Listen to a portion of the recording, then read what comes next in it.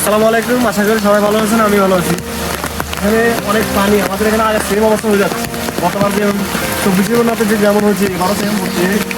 পানি গিরাবার আছে, বৃষ্টিতে গিরাবার চলে গেছে। এখানে আরও বেশি নামখাবার এখানে দেখা যাচ্ছে প্রচুর পানি, প্রচুর আমাদের বাড়িতে, আমাদের জলবায়ু বাড়িতে প্রচুর পানি দেখতে পাচ্ছি। বৃষ্টি হয়, এখানে রোড ছিল, এখানে রোড ছিল, রোডের এখানে পানি এখানে একটু আমার সামনে ঠিক আছে, একটু পানি, প্রচুর পানি।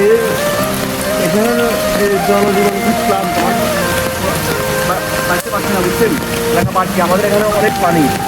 আরে এখানে দেখেন, আমরা আছি এখন আমাদের সিঁড়িতে, এখানে উঠে যাবে কিছুক্ষণ পরে, আবার এখানে পানি, এখানেও পানি, এখানে পানি। আমাদের এখানে উঠে যাবে, তোমরা সবাই উঠে যাবে, মানুষ ঘরে পাবে। আমার অনেক দুর্ভোগ, অনেক কষ্ট আমাদের এলাকা, আমাদের বাড়ি সবার এলাকা। আমাদের এখানে এই মাটিটা পড়ে যাবে, এখানে দেখতে পাচ্ছি প্রবাসী ভাইয়া, দেখুন এখানে মাটি পড়ে যাবে, দেখছেন প্রচুর পানি।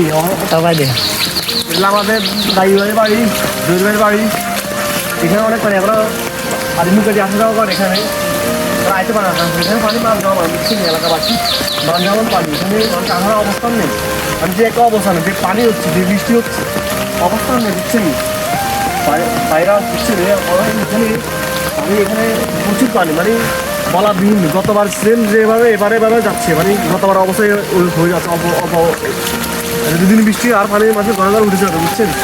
ঘরে ঘরে পানি চলে আসবে যদি দুদিন বৃষ্টি হয়। এখানে আড্ডা করেছে মাছ ধরার জন্য, বুঝছেন।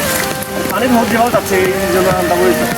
এই সব পানি আর পানি দেখে গেছে, মানুষ হাঁটার কোনো অবস্থান নাই, মানে মানুষ যাবে অবস্থান নাই, বুঝছেন নি।